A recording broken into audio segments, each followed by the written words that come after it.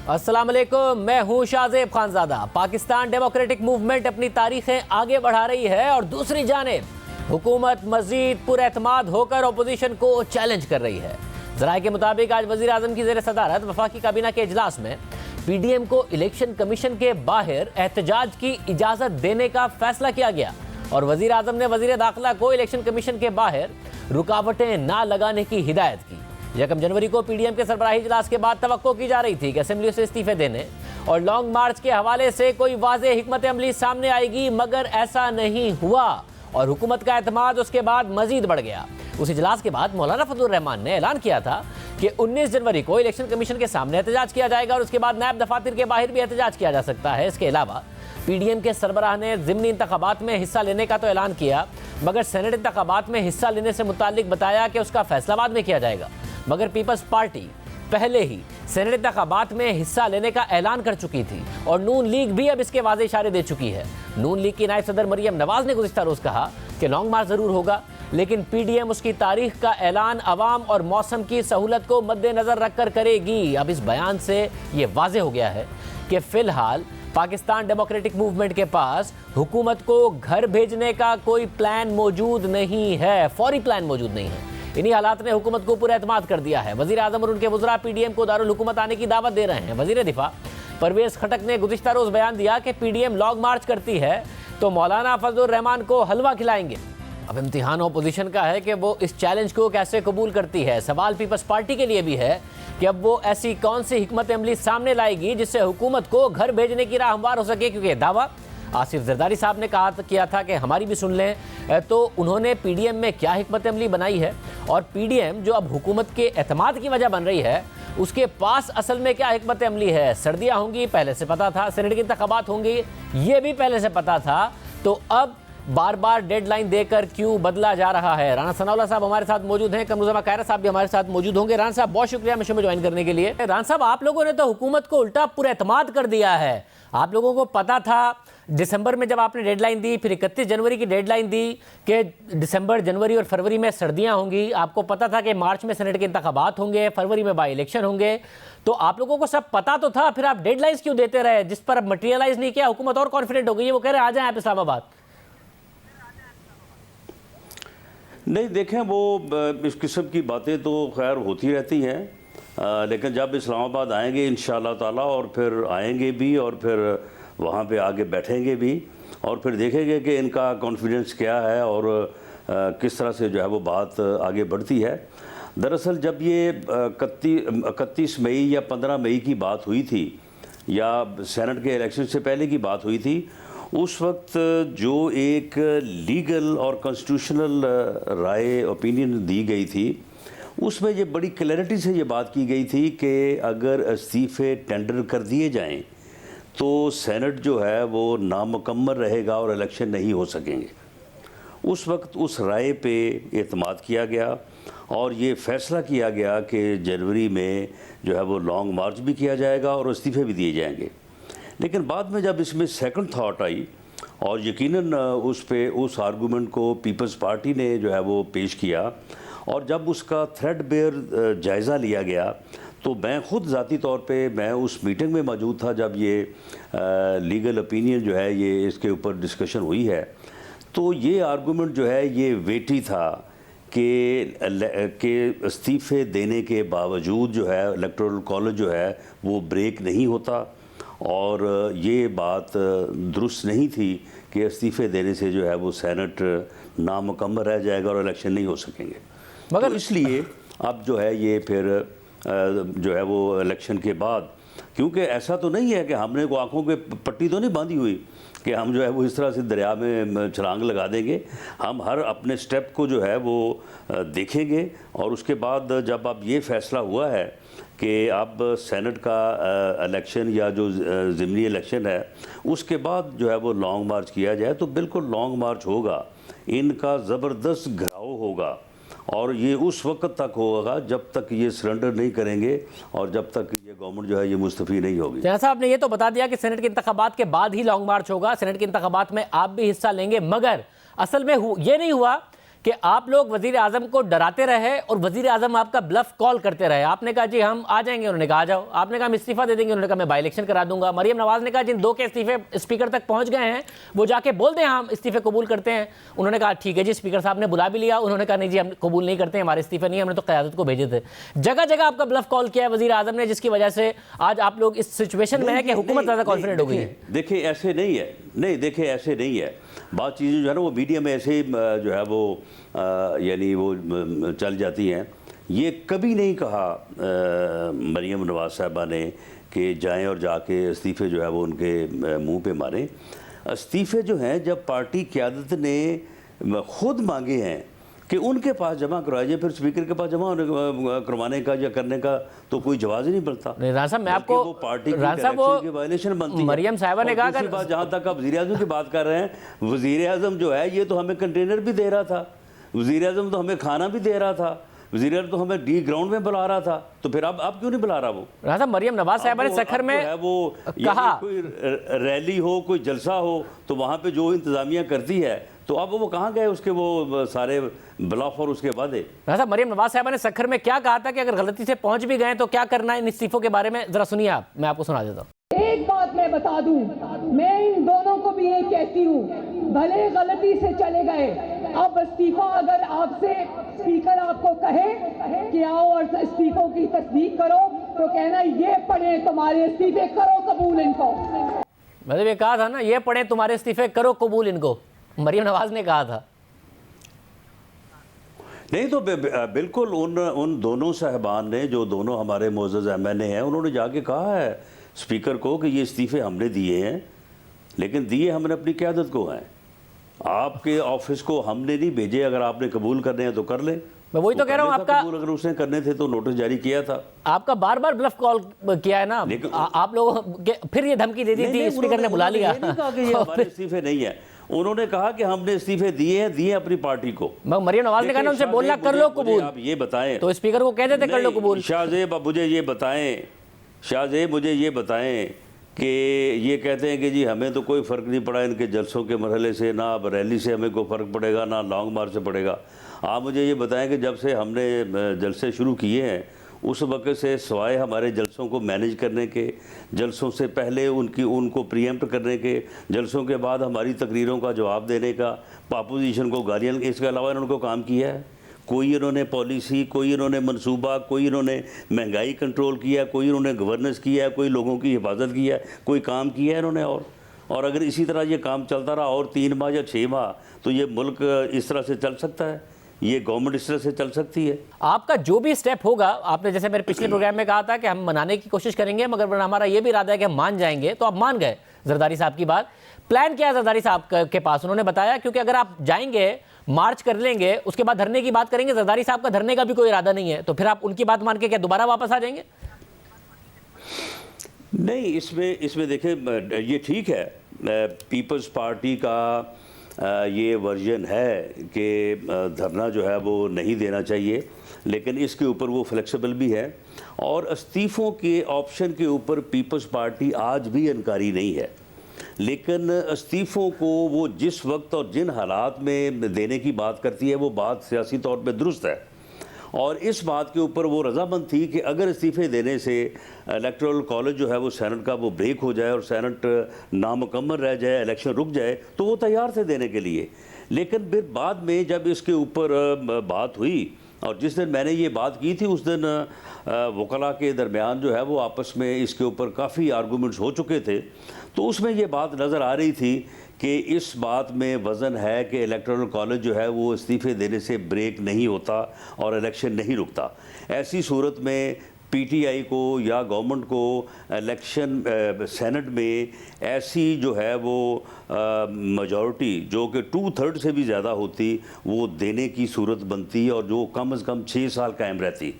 तो ऐसी मैं समझता हूँ कि गलती या हमाकत जो है वो अपोजिशन को किसी कीमत पे नहीं करनी चाहिए। मगर राना साहब देखें, आप मुस्तकबिल में भी सेनेट से भी इस्तीफे दे दें, आप करा ले, सेनेट को भी जो है वो ब्रेक करें। राना साहब अगर सेनेट से तो हमने इस्तीफे नहीं तलब किए। राना साहब अगर सेनेट के इंतखाबात हो भी गए तब भी पीपल्स पार्टी इस्तीफे उसी सूरत में देगी जब आप उसको यकीन दहानी कराएंगे कि उनके इस्तीफ़ों के नतीजे में और सिंध हुकूमत की कुर्बानी के नतीजे में वफाकी हुकूमत गिर जाएगी, आप अभी उन्हें यकीन दहानी नहीं करा पाए, मुस्तकबिल में भी नहीं करा पाएंगे, तो इस्तीफ़े उनके फिर भी नहीं आएंगे। तो जरदारी साहब के पास कोई मुतबादिल प्लान है, क्योंकि वो असेंबलियों के जरिए हुकूमत हटाना चाहते हैं, तो उन्होंने कोई बताया आप लोगों को पिछले इजलास में जब आप लोगों को मनाया कि ये मेरा प्लान है? नहीं, देखिए उन्होंने इन हाउस की जो है वो बात की है, और इन हाउस जो तब्दीली है उसमें भी जो मुश्किलात हैं उसके मतलब वो हमने भी उनके सामने जो है वो सारी चीज़ें रखी हैं, तो उनके ऊपर उनकी भी जो है वो मुस्बत राय है। लेकिन मामला ये है कि पब्लिक का प्रेशर बढ़ाना चाहिए, और उसके बाद जो है वो जैसे ही हालात पैदा हों, देखिए जब ये मूवमेंट चलती हैं तो फिर उसमें हालात जो है वो ये इस तरह से नहीं होता कि 2 दमा 2 4 ही होता है, ये कभी 3 भी हो जाता है, कभी 5 भी हो जाता है, कि हालात जो है वो किस तरह से आगे बढ़ते हैं और क्या वाक़यात जो है वो पेश आते हैं, ये फिर आने वाला वक्त जो है बताता है। बात ये है कि PDM जो है वो अगर अपने जो है वो पुरअज़म तरीके से अपनी इस तहरीक को जारी रखेगी तो अगले 3-6 माह में जो है मैं समझता हूँ कि ये गवर्नमेंट जो है जो इसकी हरकतें हैं, जिस तरह से ये प्रेशर ले रही है, जिस तरह से ये गाली गलौज कर रही है, जिस तरह से ये टकराव की पोजीशन पैदा कर रही है, ये हुकूमत जो है ये इस तरह से चल नहीं सकती। ये मामला इस तरह से आगे बढ़ नहीं सकते। राज साहब, जो इन हाउस चेंज है उसका आप लोगों का जो बयानिया है वो वोट को इज्जत दो है। आप कहते हैं कि जी सियासत के अंदर से और हुकूमत के अंदर से किरदार इदारों का ख़त्म होना चाहिए। अगर इन हाउस चेंज आना है तो MQM, PML काफ, GDA, इसके अलावा बलूचिस्तान अवामी पार्टी, इन्होंने हुकूमत को छोड़ना है। ये वो 4 वो जमातें हैं जो अपने फैसलों का ऐलान तो कर सकती हैं, अपने फैसले खुद कर नहीं सकती हैं। तो जो फैसले करेगा इनके, वो फिर वोट को इज्जत दो तो धरी की धरी रह जाएगी। इसके अलावा कोई ऑप्शन बताया जरदारी साहब ने कि कैसे होगा? नहीं तो फिर मामला ये है कि बुनियादी तौर पे जो है वो हमारा मौक़िफ़ यही है। आप देखें जब ये इनका बजट चल रहा था तो इनके 22 लोग थे, मैं उनको ज़ाती तौर पे जानता हूँ, उनमें से कुछ का तल्लुक़ मेरे अपने ज़िला से है। तो वो 22 लोग जो है वो बैठे थे और उनका ये इरादा था कि हमने वोट नहीं करना है इनके बजट को, और ये बजट जो है ये गवर्नमेंट पास नहीं करवा सकेगी।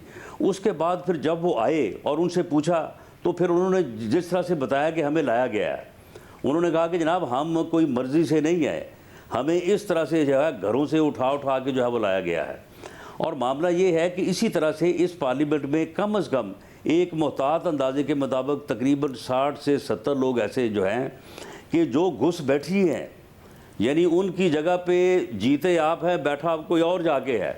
वो लोग जो हैं वो जिन लोगों ने उनको टिकट दिलवाए PTI के, जिन लोगों ने उनका इलेक्शन लड़ा, जिन लोगों ने उनको इलेक्ट करवाया, जिन लोगों ने उनको असेंबली में बिठाया, वो जो है वो पीपल्स पार्टी के कहने पे या जरदारी साहब के कहने पे क्यों कर वोट देंगे? तो ये बात जब आपने उनके कहने पे वोट देंगे। तो ये बात जब आपने जरदारी साहब को बताई तो उन्होंने क्या जवाब दिया? क्या है उनके पास फिर फॉर्मूला इमरान खान को निकालने का? बहरहाल जरदारी साहब को इस बारे में कोई है ये ख्याल कि शायद वो इस चीज़ को मैनेज कर पाएंगे, लेकिन बहरहाल अगर वो मैनेज कर पाएँ और तो हमें तो कोई इसके ऊपर एतराज़ नहीं है।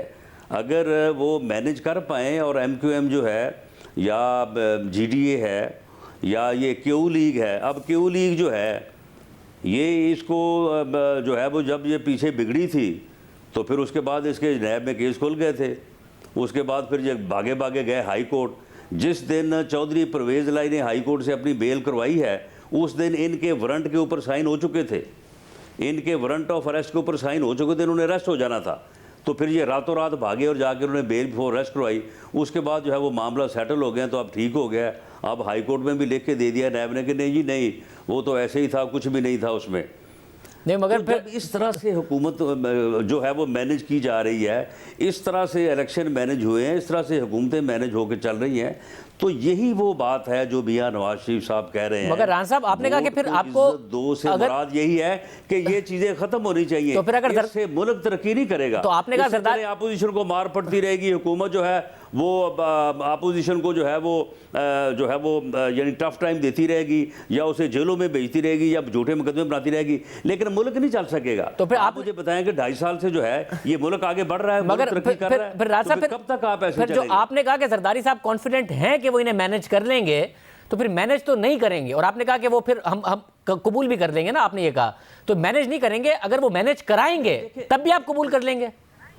देखें, बात ये है कि मुझे तो एक सियासी वर्कर के तौर पे कोई शक नहीं है कि इससे कुछ हासिल नहीं होगा, लेकिन मामला ये है कि देखें, जब आप एक इत्तेहाद में बैठे हैं और उसमें बाकी सारे कायदीन या सारे लीडर जो हैं उनके आर्गूमेंट्स को आप इस तरह से तो नहीं है कि उठा के आप जो है वो बाहर फेंक दें या किसी को ये कहें कि जी हम आपकी बात सुनना भी गवारा नहीं करते।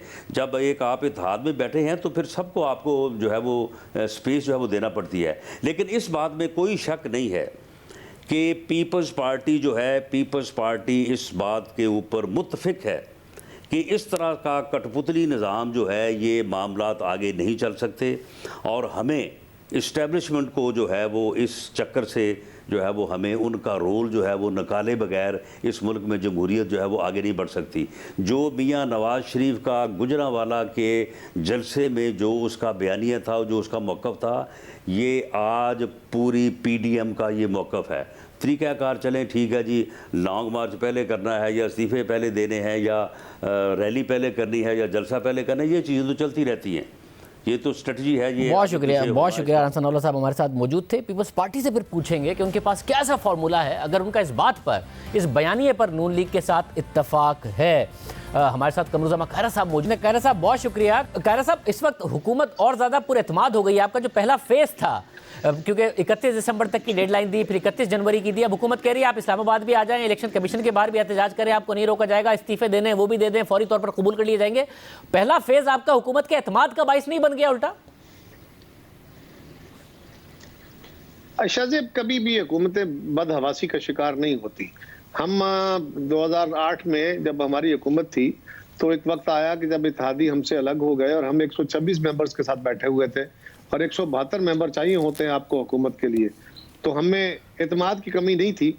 मैं उस वक्त इंफॉर्मेशन मिनिस्टर था और ये सवाल आप लोग करते थे और हम बड़े आराम से जवाब देते थे कि नहीं, हम हुकूमत कर रहे हैं। अंदर से परेशानियां अपनी जगह मौजूद होती हैं और हमारा मकसद सिर्फ ये है कि पाकिस्तान के निज़ाम को दुरुस्त किया जाए। सिर्फ इस हुकूमत को उखाड़ फेंकना मकसद नहीं है, वाह, ये उस निज़ाम को दुरुस्त करने, इस मुल्क की सियासत के अंदर इदारा जाती मदाखलत के बंद करने, पाकिस्तान के अंदर आइन के तहत इदारों को चलाने और सियासत के और जो वोट है उसके तकद्दुस को बहाल करने का जो हमारा ऑब्जेक्टिव है, ये उसके रास्ते में हुकूमत एक पड़ाव हो सकता है कि इस हुकूमत को गिराया जाए।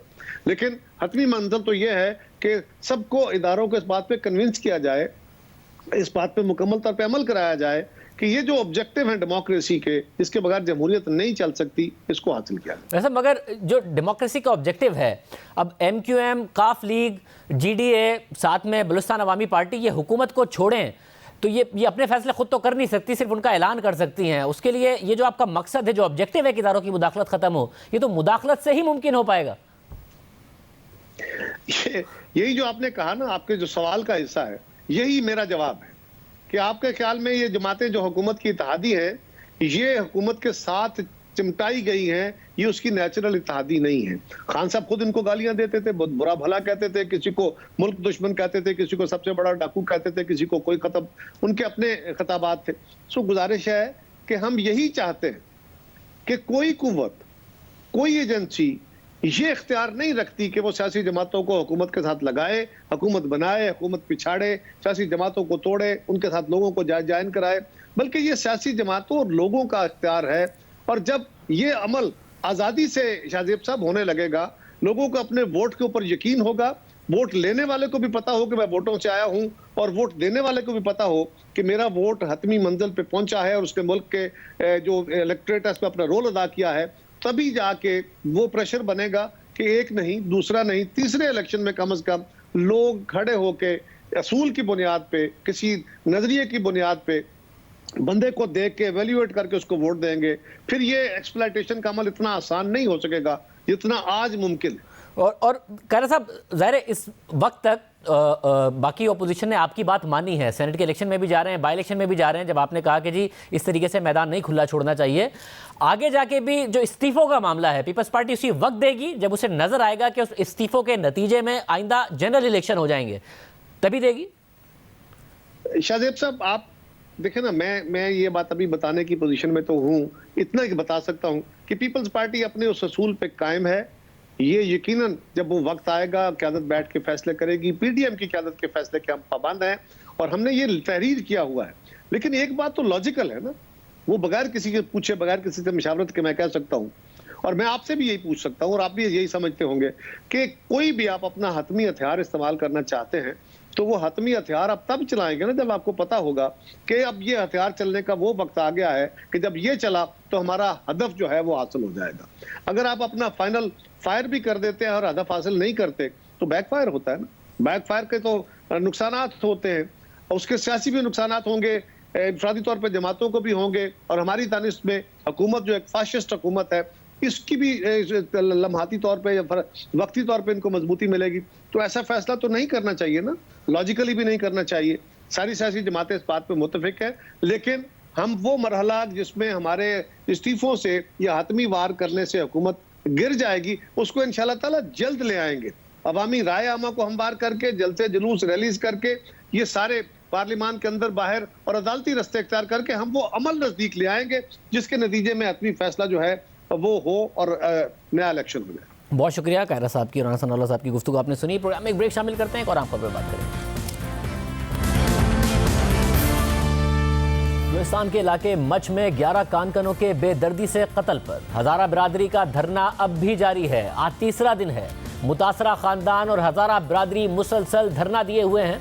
धरने में शुरका की तादाद मुसलसल बढ़ती जा रही है। हुकूमत और मुजाहिरीन के दरमियान डेडलॉक बरकरार है। हुकूमत की जानिब से अब तक मुज़ाकरात की कोशिश नाकाम रही है। मुजाहिरीन ने सूबाई वज़रा से मुज़ाकरात से इनकार किया तो वफाकी वज़ीर दाखिला शेख रशीद उनसे बातचीत के लिए खुद पहुंचे, मगर उन्हें भी नाकामी हुई। मुजाहिरीन ने कहा कि वज़ीर आज़म खुद आएँ। आज शेख रशीद ने वज़ीर आज़म को इस हवाले से ब्रीफिंग भी दी। हमारे साथ आगा रज़ा साहब मौजूद हैं, रहनुमा मजलिस वहदत मुस्लिमीन, साबिक़ वज़ीर क़ानून बलूचिस्तान, जो इस वक्त एहतजाज करने वालों के साथ हैं। आगा रज़ा साहब बहुत शुक्रिया। आगा साहब, कल शेख रशीद साहब आए, वो काफ़ी यकीन दहानी भी आपको करा के गए। आज वज़ीर आज़म को भी उन्होंने ब्रीफिंग दी। शेख रशीद अहमद साहब ने भी आपसे कहा कि मैं तमाम मुतालबात बलूचिस्तान हुकूमत के हम मानने को तैयार हैं, मगर आप समझते हैं कि उस पर अमल दरामद नहीं होगा, इसलिए आप चाहते हैं कि वज़ीर आज़म आए। और क्या शेख रशीद के जाने के बाद कोई रब्ता हुआ वफाक की तरफ से?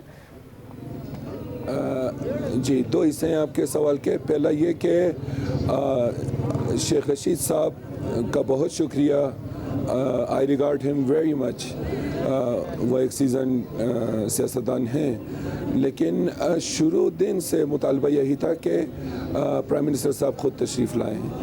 एक और दूसरी बात ये कि जहाँ तक वफाक की तरफ से आपने पूछा कि उन्होंने कोई अभी तक रब्ता किया है या नहीं, हमारी जो मरकज़ी काबीना इस्लामाबाद में है, राजा नासिर अब्बास साहब, तो इसी तरह से वो मुसलसल वफाक के साथ, वफाकी हुकूमत के साथ राब्ते में है।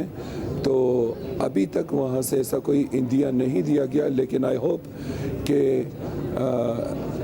इमरान खान साहब ख़ुद यहाँ तशरीफ़ लाएंगे और ये उनके अपने लिए भी, जो उनकी रेपुटेशन है, ये उनके लिए भी मैं समझता हूँ कि इज़्ज़त का बाइस बनेगी बात। क्योंकि इस तरह से लोगों का ज़िबा किया जाना, हाथ पैर बांध कर, आंखों पर पट्टियाँ बांध कर, कुन चुरी से, कुन चाकू से बल्कि उनको ज़िबा किया जाना और फिर चाकू वहीं रख छोड़ना ताकि पता चले कि हुआ क्या है। और ये जो कहा जा रहा है कि उनको फायरिंग करके मार दिया गया है, एब्सोल्युटली नॉट।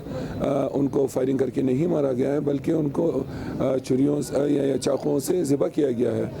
तो मैं समझता हूँ कि जब इन शहदा के लवाहिकीन की दादरसी होगी और इमरान खान साहब यहाँ तशरीफ़ लाएंगे, उनके अपने लिए ये बेहतर है कि मुल्क के किसी भी कोने में कोई भी वाक़या हो, वो उनकी दादरसी के लिए पहुँच जाते हैं। तो मैं समझता हूँ ना आना उनकी रेपुटेशन के लिए नुकसानदेह है और आना उनके अपने लिए बेहतर है। बहुत शुक्रिया। अगर रज़ा साहब की गुफ्तगू आपने सुनी, दर्द में है वहाँ लोग, उम्मीद करते हैं कि वफाकी हुकूमत उन्हें यकीन दहानी कराए, इस दर्द से वो निकल सकें। बहुत ही अफसोसनाक वाक़या ये हुआ। प्रोग्राम में एक ब्रेक शामिल करते हैं।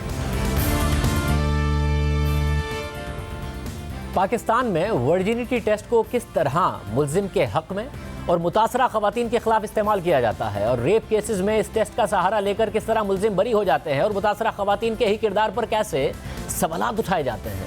इस हवाले से लाहौर हाई कोर्ट की खातून जज आयशा मलिक ने एक तारीखी फैसला जारी किया है और 2 फिंगर टेस्ट को गैर कानूनी करार दिया है। इस फैसले की तफसीलात आपके सामने रखेंगे। ये वाक़यात किस तरह मुतासरा खवातीन पर असरअंदाज होते हैं, इस हवाले से एक मुतासरा खातून की कहानी BBC की रिपोर्ट में भी शाया हुई है, जिसके मुताबिक एक 16 साल लड़की को कुछ लोग बंदूक की नोक पर उसके घर से अगवा करके ले गए। तमाम रात उस लड़की को रेप का निशाना बनाया गया। अगवाकारों ने अगले रोज लड़की को इस शर्त और धमकी के साथ वालिदैन के हवाले किया कि वो मुल्जिमान के खिलाफ कानूनी कार्रवाई नहीं करेंगे, वरना उन्हें जान से मार दिया जाएगा। मगर लड़की के घर वालों ने कानूनी कार्रवाई का फैसला किया, मगर इस फैसले के लिए उन्हें वक्त लगा और पुलिस के पास 7 दिन के बाद रिपोर्ट दर्ज कराई गई, जिसके बाद उस लड़की का तिब्बी मुआयना किया गया। तिब्बी मुआयने में मेडिको लीगल अफसर ने अपनी रिपोर्ट में लिखा कि लड़की के जिस्म पर सीमेन के निशानात मौजूद थे, लेकिन साथ ही लड़की का 2 फिंगर टेस्ट भी किया गया और इस मुरव्विजा तरीके से यह नतीजा निकाला गया कि लड़की वर्जिन नहीं है। इस फरसूदा टेस्ट और फाइंडिंग ने इस केस पर क्या असरात मुरत्तिब किए, उसका जायजा लेते हैं। इस मेडिकल रिपोर्ट की पहली बात की बुनियाद पर, यानी लड़की के जिस्म से सीमेन मिलने वाली बात पर, मातहत अदालत ने 2005 में वाक़े के मुल्जिम को कसूरवार ठहराते हुए 10 बरस कैद और 1 लाख रुपए जुर्माने की सजा सुनाई। लेकिन बात यहाँ नहीं रुकी। मुल्जिम ने इस केस को वफाकी शरई अदालत में चैलेंज किया और सन 2014 में मुल्जिम को बरी कर दिया गया, क्योंकि ये बात बनाई गई कि वफाकी शरई अदालत के चीफ जस्टिस ने मेडिको लीगल रिपोर्ट में लेडी डॉक्टर के 2 फिंगर टेस्ट की फाइंडिंग को बुनियाद बनाया और ये ऑब्जर्वेशंस दी कि 16 साल गैर शादीशुदा लड़की नेक किरदार की मालिक नहीं थी, और अपने फैसले में लिखा कि यह साबित करने के लिए कि उसी वक्त DNA टेस्ट नहीं करवाया गया था कि जो सीमेन है वो उसी शख्स का है जो कि मुल्जिम है। अब मुल्जिम का DNA टेस्ट नहीं करवाया गया तो कसूरवार भी खातून ठहरी और फ़ायदा भी मुल्जिम को हुआ। लेकिन इस अहम बात को भी अगर नज़रअंदाज किया जाए तो इस बात को कैसे नज़रअंदाज किया जा सकता है कि केस रेप का है। जांचना ये चाहिए था कि इस लड़की के साथ रेप हुआ है या नहीं, मगर अफसोस की बात यह है कि 2 फिंगर टेस्ट की बुनियाद पर एक वफाकी अदालत ने यह फैसला दे दिया कि लड़की नेक किरदार नहीं थी। अलबत्ता केस लड़की की बराए नाम नेक किरदारी या बद किरदारी का नहीं था, बल्कि लड़के के जुर्म का था, मगर सारा बोझ मुतासरा लड़की पर डाल दिया गया। मगर अहम बात यह है कि लाहौर हाई कोर्ट की खातून जज जस्टिस आयशा मलिक ने इस रिवायत को गैर साइंसी और गैर मुतल्लिका करार देते हुए 2 फिंगर टेस्ट को गैर आईनी और औरत के वकार के खिलाफ करार दिया है। कल जारी होने वाले लाहौर हाई कोर्ट के फैसले के मुताबिक किसी लड़की की वर्जिनिटी के तयन के लिए जो 2 फिंगर टेस्ट या हाइमन टेस्ट किया जाता है उसे एक मयार के तौर पर लिया जाता है, और ये टेस्टिंग मुतासरा खातून के किरदार के हवाले से मेडिकल अफसर या अदालत की राय बनाती है। फैसले के मुताबिक बाज़ दफ़ा मेडिकल अफसर की राय को अदालती फैसले में लिखा जाता है, और सेक्स की आदी, आसानी से सेक्स के लिए रजामंद होने वाली खातून, जिनसी ताल्लुक़ कायम करने की आदी, इस जैसे अल्फाज मुतासरा खातून के लिए इस्तेमाल किए जाते हैं, और अदालतों की तरफ से उससे ये तासुर लिया जाता है कि जो रेप या जिनसी हिरासानी का मुकदमा दर्ज हुआ है वो झूठा है। अदालती फैसले के मुताबिक ऐसा कोई कानून मौजूद नहीं है जो वर्जिनिटी टेस्टिंग बिलखुसूस 2 फिंगर टेस्ट और हाइमन टेस्ट को ज़रूरी करार देता हो। किसी खातून को वर्जिनिटी टेस्ट पर जोर देना औरत के वक़ार को ख़त्म करवाने के मुतरादिफ है, और इसे औरत की प्राइवेसी और उसके बुनियादी हुकूक पर एक हमले के तौर पर लेना चाहिए। अदालती फैसले के मुताबिक वर्जिनिटी टेस्ट कभी भी फैसला कुन नहीं। मेडिकल प्रोटोकॉल्स ने इस हवाले से अपनी असल राय तब्दील कर दी है, और अब तस्लीम शुदा मेडिकल प्रोटोकॉल्स के तहत वर्जिनिटी टेस्ट को जिनसी हिरासानी या रेप केसेस में मुतल्लिका नहीं समझा जाता, क्योंकि इसकी कोई साइंसी बुनियाद नहीं है। अदालती फैसले के मुताबिक तमाम अहम आलमी इदारों ने वर्जिनिटी टेस्ट को मेडिकल प्रोटोकॉल से हटा दिया है। अक़वाम मुत्तहिदा की काउंसिल बराए इंसानी हुकूक, वर्ल्ड हेल्थ ऑर्गेनाइजेशन ने वर्जिनिटी टेस्टिंग के खात्मे के लिए मेडिकल लिटरेचर पर नज़रसानी की। साथ ही अदालत ने मजीद लिखा कि इंडिपेंडेंट फोरेंसिक एक्सपर्ट ग्रुप, जिसमें 18 ममालिक के 35 माहिरीन शामिल हैं, उन्होंने 2014 में वर्जिनिटी टेस्ट के हवाले से एक बयान जारी किया कि इसकी कोई साइंटिफिक वैल्यू नहीं और हाइमन के स्टेटस का माजी के जिनसी ताल्लुक से कोई लेना देना नहीं होता, ना ही उससे पता चलता है कि कोई सेक्स की आदी है या नहीं। वर्जिनिटी टेस्ट की कोई मेडिकल बुनियाद नहीं है। अदालती फैसले के मुताबिक वर्ल्ड हेल्थ ऑर्गेनाइजेशन के मुताबिक वर्जिनिटी टेस्टिंग गैर साइंसी, गैर मयारी, तकलीफ दे और मुतासरा शख्स के लिए बाइस तकलीफ और बाइस सदमा है। अदालती फैसले के मुताबिक भारतीय सुप्रीम कोर्ट ने भी टू फिंगर टेस्ट के हवाले से 2013 में फैसला दिया है कि यह टेस्ट और इसकी तावील रेप की मुतासरा खवातीन की प्राइवेसी के हक की खिलाफ वर्जी है। और यह टेस्ट अगर मस्बत में भी आता है तो यह इस बात को जवाज नहीं बख्श सकता कि जिनसी ताल्लुक के अमल मुतासरा खातून की रजामंदी शामिल थी। इन तमाम तर हवालों के बाद लाहौर हाई कोर्ट की जज आयशा मलिक ने अपने फैसले में लिखा कि वर्जिनिटी टेस्टिंग बहुत ही नागवार है। जिनसी तशद्दुद के केसेस में मेडिकल प्रोटोकॉल्स के नाम पर यह टेस्ट किया जाता है। ये एक तजलील आमेज अमल है जिसे मुतासरा शख्स पर शक करने के लिए इस्तेमाल किया जाता है। ये अमल सिनफी इम्तियाज़ के मुतरादिफ है। इसका वाहिद मकसद ये है कि इस बात का तयन किया जाए कि मुतासरा शख्स जिनसी ताल्लुक रखती रही हैं या नहीं, ताकि देखा जा सके कि रेप के हवाले से उनके इल्ज़ाम में हम आहंगी है या नहीं। जिनसी तशद्दुद के केसेस में इस बात का तयन करना कि मुतासरा शख्स ने माजी में जिनसी ताल्लुक कायम किए या नहीं, ये सवाल फैसला कुन नहीं बल्कि असल मामला ये है कि मुल्जिम ने मुतासरा शख्स के साथ रेप किया है या नहीं। अगर मुतासरा शख्स के हवाले से ये बात पता लगती है कि वो वर्जिन है कि नहीं, इससे इस बात का तयन नहीं होता कि उसका रेप नहीं किया गया या उसके साथ ज़्यादती नहीं हुई। ये अमल मुल्जिम के बजाय मुतासरा शख्स को ट्रायल पर खड़ा कर देता है और तवज्जो वर्जिनिटी के स्टेटस पर लग जाती है। मुतासरा शख्स का जिनसी रवैया जिनसी तशद्दुद के केसेस में बेमायनी है। वो मुतासिर शख्स जिसके कई लोगों से जिनसी ताल्लुक क्यों ना हो, वो भी रेप का मुस्तहिक नहीं होता। और जिनसी तशद्दुद के वाक़े का फैसला वर्जिनिटी टेस्ट से नहीं होना चाहिए। ये टेस्ट खवातीन के वक़ार की खुली खिलाफ वर्जी है और इस टेस्ट के ज़रिए किसी खातून की सेक्शुअल हिस्ट्री और किरदार के हवाले से नतीजे अखज़ करना उसके वक़ार पर हमला है, जिसकी वजह से औरत के मुआशरती और सकाफती रुतबे पर असरात पड़ते हैं।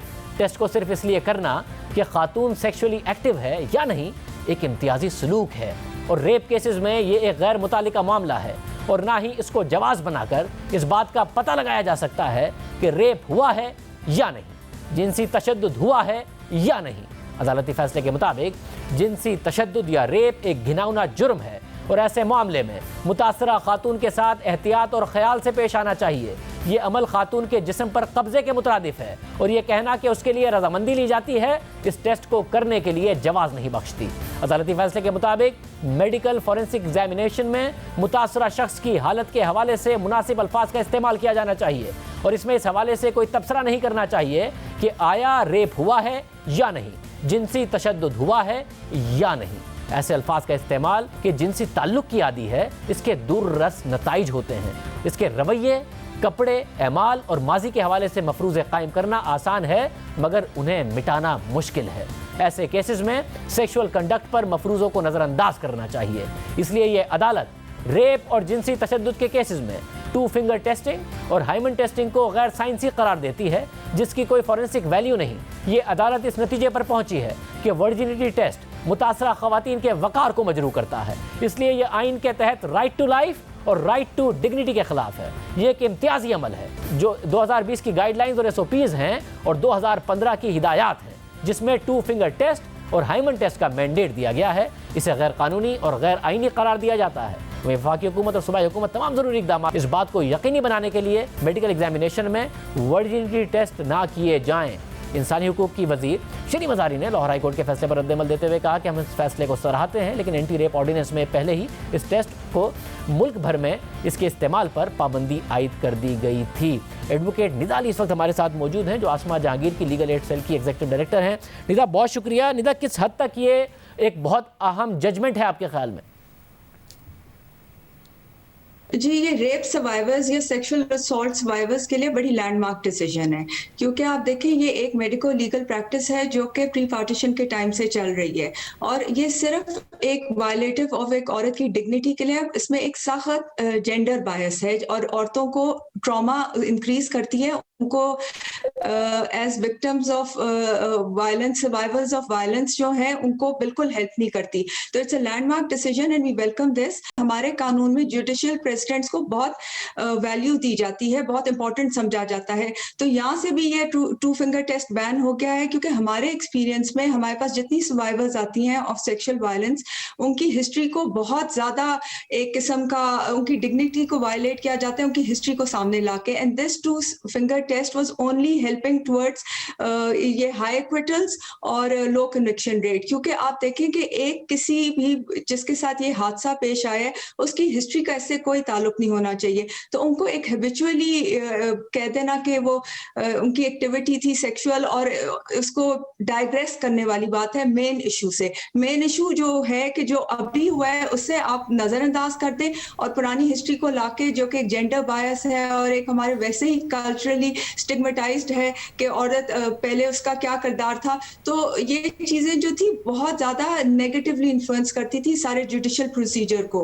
तो जी ये बहुत अच्छा है, ये कुछ औरतें लेकर गई हैं, it was a very bold step, और आगे से बहुत अच्छी पॉजिटिव इंजंक्शन मिली है। तो ये it will set out a great future for victims of violence. मुझे ये भी बताइएगा कि एक खातून ने ये जजमेंट लिखी है, और जब इस जजमेंट को पढ़ें तो एहसास होता है कि कितना लाजमी है कि खातून जजेस नीचे से लेके ऊपर तक अदालतों में हों, आला अदलिया तक हों, बार्स में खवातीन का अहम किरदार हो। ये आप कितना अहम समझती हैं कि इस अहम मसले पर खवातीन की तादाद ज़्यादा होनी चाहिए, चाहे वो जुडिशरी में हो चाहे बार्स में हो?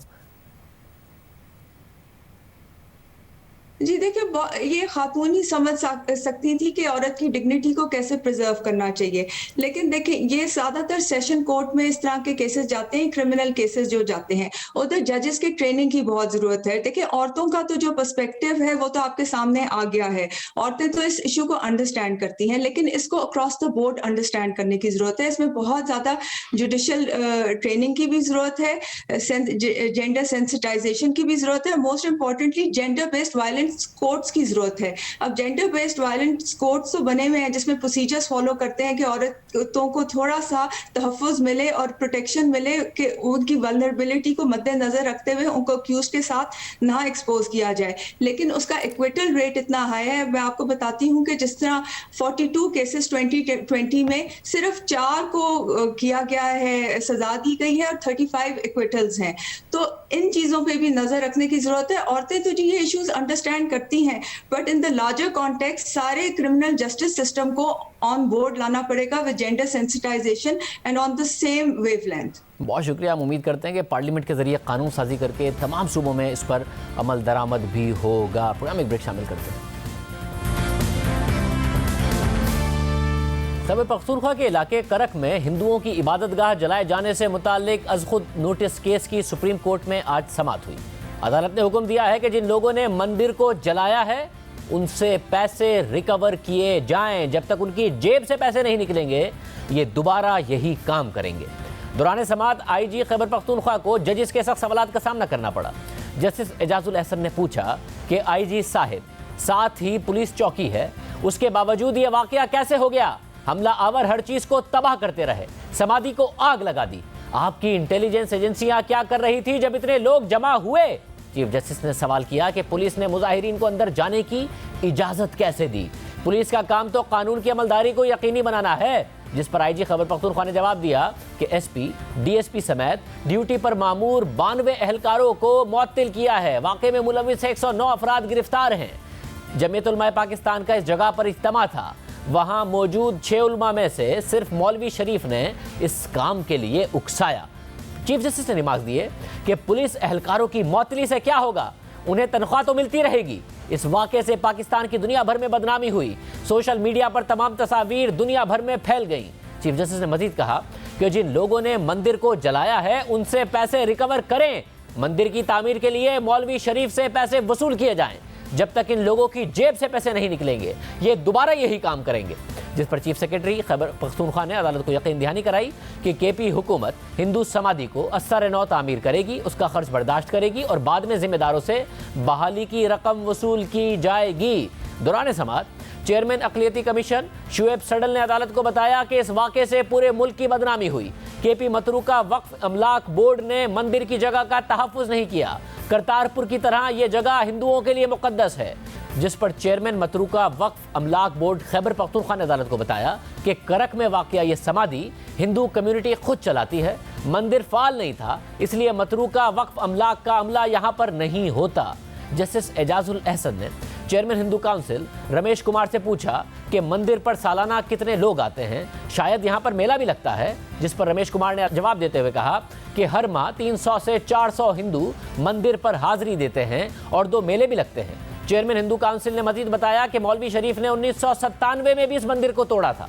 सुप्रीम कोर्ट के अहकामात के बावजूद मतरूका वक्फ अमलाक और खैबर पख्तूनख्वा हुकूमत ने मंदिर तामीर नहीं किया, जिसके बाद हिंदू काउंसिल ने अपने फंड से मंदिर की तामीर के लिए पैसे दिए, जिस पर जस्टिस एजाजुल हसन के रिमार्क सामने आए कि अपनी इमारतें बनाने के लिए मतरूका वक्फ अमलाक के पास पैसा है मगर हिंदुओं के लिए नहीं है।